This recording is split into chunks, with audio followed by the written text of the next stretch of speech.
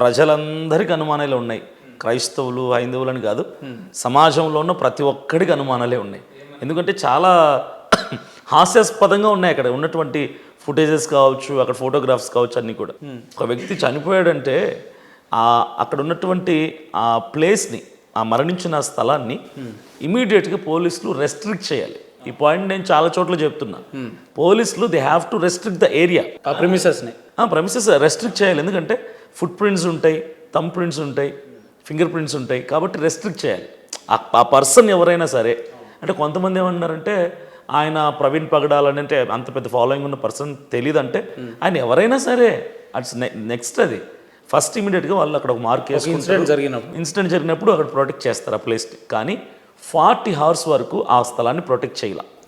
ఆ మృతదేహాన్ని తీసుకెళ్ళిపోయారు కానీ ఆ స్థలాన్ని ప్రొటెక్ట్, ఎవడు పడతాడు వెళ్ళాడు, ఫోటోలు తీసుకున్నాడు, వీడియోలు తీసుకున్నాడు, ఇట్స్ అవర్ ఫస్ట్ ప్రశ్న. మొట్టమొదటి క్వశ్చన్ ఏంటంటే ఇది, ఎందుకు పోలీస్ డిపార్ట్మెంట్ అక్కడ నిర్లక్ష్యంతో వహించారు? రెండవది, సో ఆ వ్యక్తి యాక్సిడెంట్లో మరణించాడని మీరు చెప్పినట్టుగా నమ్ముదాం, ఒకసారి అనుకుందాం. ఆయన మాస్క్ పెట్టుకొని ఉన్నాడు. మీరు చూసిన ఫుటేజెస్లో ఎక్కడ కూడా మొత్తం విజయవాడ నుంచి, హైదరాబాద్ నుంచి ఆ చనిపోయే స్పాట్ వరకు we did not have any proof to recognize his face. ఆయన ముఖం కనిపించేలాగా మనకి ఏ ఆధారం లేదు. కారణం ఏంటంటే హెల్మెట్ తీయలేదు, మాస్క్ తీయలేదు. ఆయన అలసిపోయి తాగేసి డీహైడ్రేట్ అయిపోయి రోడ్డు మీద ఫుట్పాత్ మీద కూర్చున్నాడని ట్రాఫిక్ పోలీసు 2 గంటలు కూర్చున్నాడని చెప్పిన దగ్గర కూడా అంత అలసిపోయిన వ్యక్తి కూడా మాస్క్ తీల. అంటే అంత మాస్క్ పెట్టుకున్నాడు. అంటే ఆయన బండి నడుపుతూ చనిపోయే టైంలో కూడా ఒకవేళ యాక్సిడెంట్ అయితే మాస్క్ తీయలేదు, తీయకుండా పడిపోయాడు, చనిపోయాడు అనుకుందాం. ఆయన బాడీ మొత్తంలో head to tip of the to, తల నుంచి కాళ్ళ వరకు ఎక్కడ గాయాలు లేవు. గాయం ఉన్నది ఒక్క లిప్ భాగంలో కట్ అయిపోయింది, డీప్గా ఇంజూరీ అయింది, దాంతో చనిపోయాడు ఆయన అన్నట్టు చెప్తున్నారు. ఇప్పుడు మాస్క్ పెట్టుకున్నాడు, డీప్గా గాయమైంది, మాస్క్ ఏమవ్వాలి? లోపలికి వెళ్ళిపోవాలి, చిరిగిపోవాలి, బ్లడ్లో ముద్ద అయిపోవాలి, రక్తంలో ముద్ద అయిపోవాలి కదా, తడిచిపోవాలి. కానీ మాస్క్ నీట్గా ఫోల్డ్ చేసి పక్కన పెట్టున్నారు చక్కగా. దెబ్బ అయింది ఎక్కడ, గాయమైంది ఎక్కడ తెలీదు. తెలిస్తే వాళ్ళని బయటకు తీసుకురామని ఫైట్ చేస్తాను. పెట్టిరని మీరు ఎట్లా అంటారు అంటున్నా. నోటికి ఉన్న మాస్క్ పక్కన ఎలా ఉంది, ఫోల్డ్ చేసి ఉండొచ్చు కదా. దెబ్బ అయింది నోటికి కదా, ఎలా పడిపోద్ది? అంటే నేను పడే ముందే మాస్క్ ఎగిరిపోద్దా? ఫస్ట్ మాస్క్ ఎగిరిపోయి తర్వాత ఈయన పడతాడా? గాయం అయినదే నోటి మీద, అంటే మాస్క్ సేఫ్ సైడ్ అయిపోవడానికి పక్కకి వెళ్ళిపోయింది అంటారా ముందే? అంటే ఇవన్నీ మాట్లాడుకోవడానికి చాలా కామెడీగా ఉంటాయి, అది కరెక్ట్ కాదు కదా. సరే ఆ పడటంలో మాస్క్ ఏదో పాపం దురదృష్టవశాత్తు చనిపోయినప్పటి నుంచి ఆయన చంపేసిర్రు అనుమానాలు ఉన్నాయి అన్నట్టు కదా. ఇప్పటి వరకు ఎందుకు అనుమానాలు ఉంటాయి? ఏ రకమైన ఆధారాల మీద లేదు, కేవలం అనుమానాలనే చెప్పి ఇష్టానుసారంగా ఏ పాస్టర్ నచ్చితే ఆ పాస్టర్ స్క్రీన్ మీదకి వెళ్ళిపోవడం, ఏదేదో ఎక్స్ప్లెయిన్ చేయడం, ఎవరికి నచ్చినట్టు వాళ్ళు వీడియోలు చేయడం, ఏందనుకోవాలి ఇది? That's what I'm telling brother. ఇప్పుడు ఏంటంటే నేను క్లియర్గా చెప్తుంది, అనుమానం ఎవరికైతే ఉంటుందో, అనుమానం ఉన్న దగ్గర ఆధారం ఉండదు. ఆధారం లేకనే అనుమానం. అనుమానం ఒకటి వచ్చిందంటే ఆధారం చూపించాల్సింది మీరు. ఇప్పుడు నేను కుందేలు పట్టుకున్నా, దీనికి 4 కాళ్ళు లేవన్న అనుమానం అంట. మరి పోలీస్ డిపార్ట్మెంట్ కానీ ఆంధ్రప్రదేశ్ ప్రభుత్వం అఫీషియల్గా అనౌన్స్ చేసేదాకా ఎందుకు ఆగుతలేరు మీ పాస్టర్లంతా కూడా? ఏం అనౌన్స్ చేసేదాకా? పోస్ట్ మార్టం రిపోర్ట్లు కానీ లేదంటే ఇంకా రావాల్సిన రిపోర్ట్స్ వచ్చేదాకా మీరు ఎందుకు ఆగుతలేరు? అదే చెప్తున్నా. పోస్ట్ మార్టం రిపోర్ట్స్ వచ్చే వరకు మేము ఆగకుండా ఏం చేస్తున్నాము? అది మర్డర్ అని చెప్పటంలా. ఈ ఫుటేజ్లో ప్రవీణ్ గారు కాదు అంటున్నాం. మేము డిస్కస్ చేస్తుంది, మేము అనుమానం పడుతుంది ఏంటంటే, ఒక ఫుటేజ్ చూపించారు, కొవ్వూరు టోల్ ప్లాజా ఫుటేజ్ చూపించారు. ఇక్కడ ప్రవీణ్ పగడాల దాకా అంత దూరం వెళ్ళకండి. వారు ఇల్లు దగ్గర నుంచి బయలుదేరిన ఒక 25-30 minutesకే ఎల్బీ నగర్ వైన్ షాప్లో మందు కొన్నాడు అనే విజువల్స్ ఉన్నాయి. అంటే ఒక మనిషి ఇంత పెద్ద విశ్వనగరంలో, ఇంత జనాభా ఉన్న విశ్వనగరంలో 1/2 hourలో ఒక మనిషిని కిడ్నాప్ చేసేసి, లేదంటే ఆ మనిషి ప్లేస్లో ఇంకో ఆల్టర్నేట్ మనిషిని పెట్టి ఆ డ్రెస్ కోడ్ అదంతా మార్చి ఎట్లా సాధ్యమవుతుంది? అది ఒకటి చెప్తున్నా. అసలు ప్రవీణ్ పగడాల గారు ఎవరు?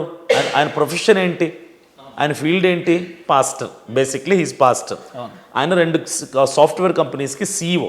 ఆయన వెరీ వెల్ సెటిల్. ఆయన స్టేచర్ వేరు, ఆయన స్థాయి వేరు, ఆయన హోదా వేరు. అయితే ఆయన బయలుదేరింది ఎక్కడికి? మీటింగ్ కోసం బయలుదేరాడు కదా. ఇప్పుడు పొద్దున్నే మందు కొట్టి బయలుదేరాలనుకుంటే ఆ వాసన సాయంత్రానికి దిగిపోద్దా? దిగిపోదు.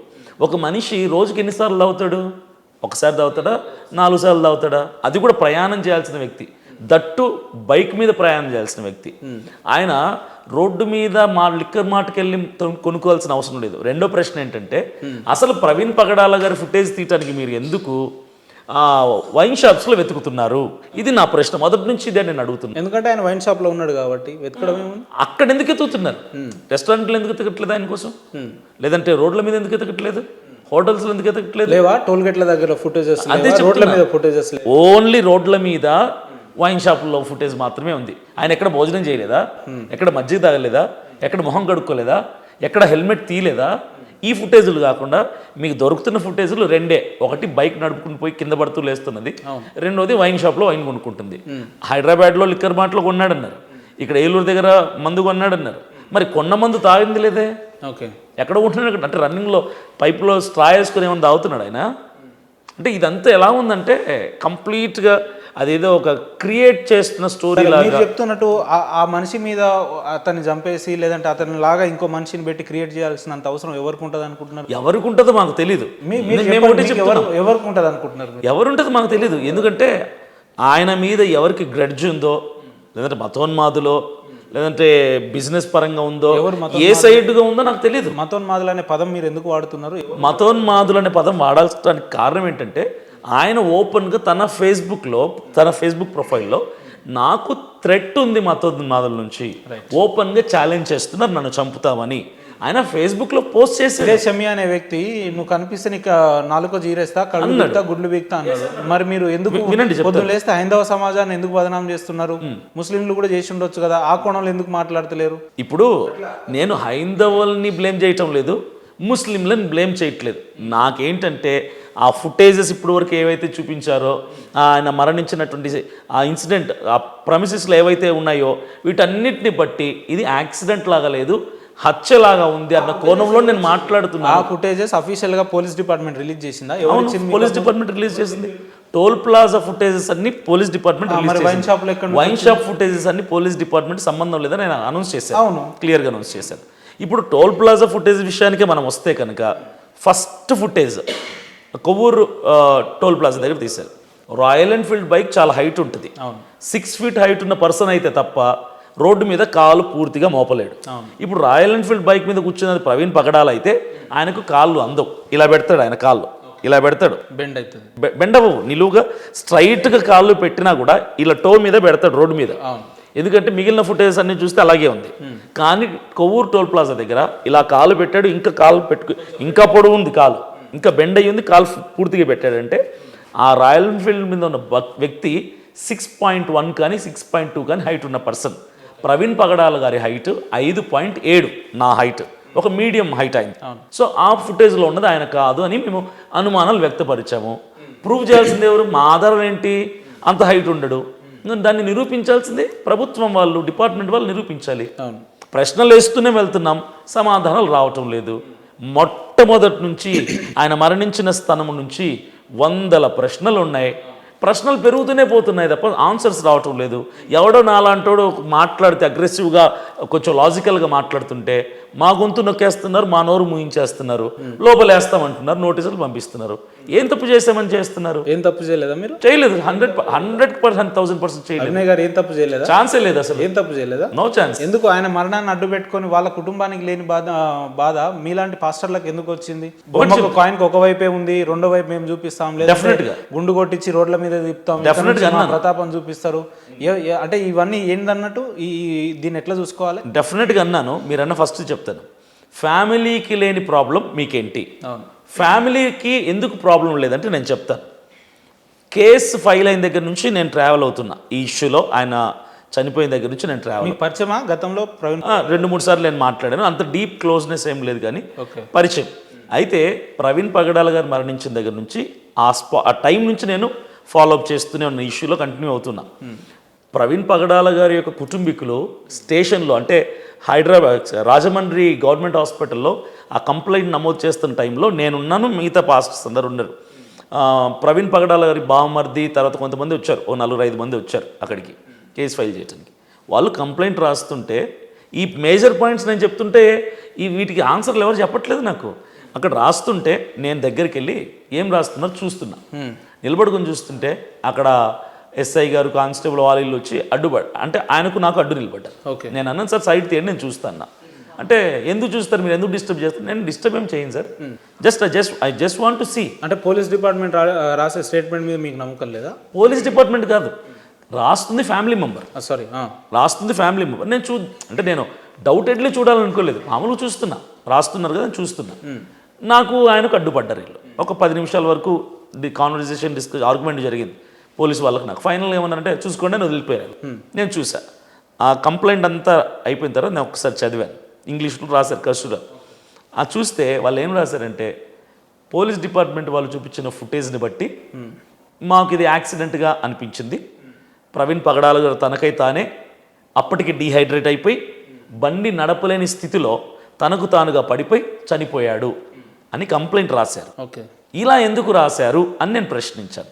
ఎందుకంటే సస్పీషియస్ డెత్ అని అందరూ చెప్తున్నారు, అనుమానాస్పదముగా రాయాలి కదా, ఎందుకు ఇలా రాశారు? అంటే ఎలా రాయాలనేది కూడా వాళ్ళ ఫ్యామిలీ మెంబర్ మీరే చెప్తారు అని నేను ప్రశ్నిస్తే ఆ పేపర్ చూసుకుని నేను చింపేశాను.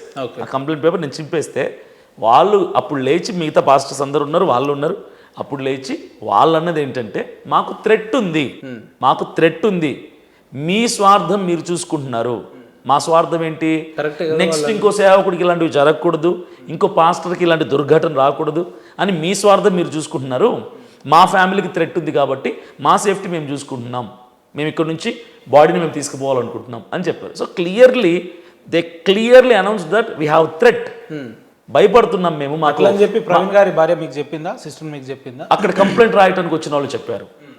ఇంకోటి రెండవది, ప్రవీణ్ గారి భార్య జెసికా గారు 2 సందర్భాల్లో మాట్లాడారు, 2 చోట్ల కూడా. ఆవిడ మొదటి వీడియోలో ఆవిడ ఏమన్నారంటే పగ తీర్చుకోవడం మన వంతు కాదు, డోంట్ టేక్ రివెంజ్. అంటే యాక్సిడెంట్ అయితే రివెంజ్ తీర్చుకుంటాం ఎవరి మీదైనా? ఆవిడ మాటలు మనం బాగా లాజికల్గా థింక్ చేస్తే పగ తీర్చుకోవద్దు, వదిలేద్దాం దేవుడు చూసుకుంటాడు అన్నారు. అంటే ఆవిడ మైండ్లో కూడా దీని వెనకన చంపిన వ్యక్తులు ఎవరో ఉన్నారు అన్నట్టు కోణంలోనే ఆవిడ పగ తీర్చుకోవద్దు, మీరు సైలెంట్గా ఉండండి, దేవుడికి వదిలేద్దామని చెప్పారు. రెండవ వీడియోలో కూడా ఆవిడ యేసు ప్రభు మనల్ని ఎలాగైతే క్షమించాడో మనం కూడా వాళ్ళని క్షమించేద్దాం అన్నారు. క్షమించటం అంటే ఎవరిని క్షమిస్తారు? తప్పు చేసిన. అంటే ఈ మరణం వెనకాల తప్పు చేసిన వాళ్ళు ఎవరో ఉన్నారు. 2 సందర్భాల్లో జెసికా గారు మాట్లాడుతూ చాలా క్లియర్గా ఆవిడ క్షమించేద్దాం అన్న మాటని వాడారు. సో దీన్ని బట్టి అర్థం ఏంటి? డైరెక్ట్గా క్షమించేద్దాం అనలే, మీరు అనుకుంటున్నట్టు ఈ మరణం వెనకాల ఇంకెవరైనా హస్తం ఉంటే వాళ్ళని దేవుడు క్షమించాలని మనం కోరుకుందామని చెప్పిందా? మీరు అనుకున్నట్టు అని చెప్పిందామే. డెఫినెట్లీ అదే జరిగింది కాబట్టి వాళ్ళని క్షమించేద్దాం అని అనలేదు. మీరు ఒకసారి ఆ వీడియో మరలా ఒకసారి చూడండి, ఫస్ట్ మాట్లాడిన వీడియో చూడండి, మీకు క్లియర్గా అర్థమవుతుంది. మనం పగ తీర్చుకోకూడదు, దేవుడు అది క్షమించాడు కూడా మనం క్షమించేద్దామని క్లియర్గా ఆవిడ చెప్పారు. సో ఆ ఫ్యామిలీకి లేని బాధ మాకెందుకు అన్నారు కదా, సరే అలాగే అనుకుందాం. ప్రవీణ్ పగడాల అనే వ్యక్తి ఒక ఫ్యామిలీకి సంబంధించిన వ్యక్తి కాదా? Total Christian community, total world వైడ్గా క్రిస్టియన్ కమ్యూనిటీకి సంబంధించినటువంటి వ్యక్తి. మరి మీ క్రిస్టియన్ కమ్యూనిటీ ఏడబడుకున్నది, నాకు ఇతర మతస్థుల పట్ల ఇబ్బంది ఉందని చెప్పినాడు. మీ క్రైస్తవ సోదరులు ఎక్కడ వాడుకున్నారు, ఏ మత నిద్రలో ఉన్నారంటే ఏం చెప్తారు మీరు? ఈ రోజు మేమందరం యాక్టివ్గానే ఉన్నాం, ఎక్కడెక్కడే ఉన్నాం. ఇప్పుడు ఒకటండి, ఇప్పుడు ఆయన నాకు ప్రాణహాని ఉందని చెప్పాడు. అవును, ప్రాణహాని. ఇప్పుడు నేను కూడా చెప్తున్నా, మీరేం చేసి చెప్తున్నా, ఇప్పుడు అభినయ్ దర్శన్ అనే నేనే ప్రాణహాని ఉందని చెప్పారనుకో, ఫేస్బుక్లో పెట్టా లేదా యూట్యూబ్లో పెట్టాను, పట్టించుకోరు. అంటే ఏంటంటే మా క్రైస్తవుల సిద్ధాంతం ఏంటంటే మాది ప్రేమతత్వం. నేను చెప్పాను, నేను చెప్పాను నాకు ప్రాణహాని ఉంది, ఎవరు చంపుతా అన్నాను. మా క్రైస్తవులందరూ ఏం చేస్తారంటే అందరూ ప్రార్థన చేస్తారు, ఉపవాసం ఉంటారు, భోజనం మానేసి ఉద్యోగం మానేసి 1 రోజు 2 రోజులు ఉపవాసం ఉండి ప్రార్థన చేసి అభినయ్ దర్శన్కి ప్రాణహాని ఉంది ప్రవ్వా ఏం కాకుండా చూసుకొని దేవునికి ప్రార్థన చేస్తారు తప్ప ఎవ్వరు కూడా అభినయ్ దర్శన్ విషయంలో చేసిరా? మరి మీరు డెఫినెట్గా చేసిరా? డెఫినెట్గా. మరి ఎందుకు ఆ మనిషి బతికిలేడు ఇప్పుడు? ఒకటండి, దేవునికి మనం వదిలేస్తాం, దేవుణ్ణి మనం రూల్ చేయలేం, దేవుణ్ణి మనం డిసైడ్ చేయలేం. ఎందుకంటే అంటే జరిగే కార్యాలని మీ యేసుక్రీస్తు కూడా ఏం చేయలేడు అన్నట్టు. ఏం చేయలేడు కాదు, అది ఆయన ఇష్టం. ఎప్పుడు వరకు మానవుడు బ్రతికుండాలి, ఎప్పుడు మరణించాలి, birth and death decided by God. అంటే ప్రవీణ్ పగడాల అనే వ్యక్తి ఆ రోజు చనిపోవాలని దేవుడే డిసైడ్ చేసిండు అంటారు మీరు? మనిషి పుట్టుక మరణం అనేది దేవుని చేతుల్లో ఉంటది. దేవుడే డిసైడ్ చేసిండు కదా ఆ రోజు చనిపోవాలని. ప్రవీణ్ పగడాల అనే వ్యక్తి ఆ రోజు అలా ఆ సంఘటనలో చనిపోవాలని మీరు చెప్పే సంఘటనలో దేవుడే డిసైడ్ చేస్తారు అని. Birth and death decided by God అండి. అంటే డెత్ ని ప్రవీణ్ పగడాల గారి డెత్ ని యేసుక్రీస్తు డిసైడ్ చేసినట్టే కదా. ప్రపంచంలో ఏ మానవుడైనా, ఎంతటి గొప్ప మానవుడైనా, నేనైనా, మనిషి పుట్టుకని మరణాన్ని డిసైడ్ చేసేది దేవుడే కదా. ఎస్, దేవుడే. మరి దేవుడే తీసుకెళ్ళిపోయిన తర్వాత మీకు ఇంకా అనుమానాలు ఎందుకు ఉంటాయండి మీరు చెప్పే లెక్క ప్రకారం? ఇక్కడ మనుషులు చేసింటారు కదా, ఇక్కడ మనుషులు దీని వెనకాల ఉన్నారేమో అన్నటువంటి అనుమానమే. మళ్ళీ మనిషి దగ్గరికి వస్తున్నారు. నేను ఏమంటున్నా, దేవుడి కాన్సెప్ట్ లో మాట్లాడదు. దేవుడి కాన్సెప్ట్లో మాట్లాడేది ఒకటి సింపుల్గా చెప్తాను. మనిషి మరణం దేవుడు నిర్ణయిస్తాడండి. కానీ ఇక్కడ ఎవరైతే కుట్రపూరితంగా చేశారో వీళ్ళని దేవుడు పెట్టడు. వీళ్ళని దేవుడు ఉసిగొలిపి మీరు చేయండి అని దేవుడు చేయడు. మరి ఎందుకు ప్రవీణ్ పగడాల అనే వ్యక్తిని మీ యేసుక్రీస్తు ఎందుకు కాపాడలేకపోయిండు ఆ సంఘటన నుంచి ఒకవేళ జరిగి ఉంటే? ఒకటి చెప్తున్నాను, అభినయ్ దర్శన్ 1990లో పుట్టాడు, 2029 వరకు బ్రతకాలి అనేది నా లైఫ్ టైం అనుకోండి. 2029 వరకు ఉండాలి. 2029 జనవరి వరకు నేను బ్రతికి ఉండాలి అంటే పలానా డేట్ పలానా టైం వరకు, అంతవరకు నాకు యాక్సిడెంట్ అయినా, నా మీద ఏమన్నా హత్యా ప్రయత్నాలైనా, నేను కింద పడినా, జబ్బు వచ్చినా, ఏమైనా సరే 2029 జనవరి 12వ తారీఖు మధ్యాహ్నం 2 గంటల వరకు నేను సేఫ్గా ఉంటాను. ఎందుకంటే దేవుడు పెట్టిన నా ఎక్స్పైరీ డేట్ వరకు నన్ను ప్రొటెక్ట్ చేస్తూ వచ్చాడు. ఆ డేట్ ఆ టైంకి వచ్చేసరికి నేను ఎక్స్పైర్ అవ్వాలన్న టైంలో మాత్రం నన్ను దేవుడు తీసేసుకుంటాడు. దేవుడు ఒక టైం పెట్టేసి ఉంటాడు, అక్కడి వరకు నన్ను ప్రొటెక్ట్ చేశాడు. అట్ ద ఎండ్ నా ఎక్స్పైరీ టైంలో మాత్రం తీసేసుకుంటాడు. నా దగ్గర ఇట్లా మాట్లాడుతురా లేదంటే ప్రతి స్పీచ్ లో ఎక్కడైనా ఇలా మాట్లాడతాను. ఇదే రకం కామెడీగా ఎక్కడైనా నా చూసుకున్న నా ప్రీచింగ్, నా way of style of preaching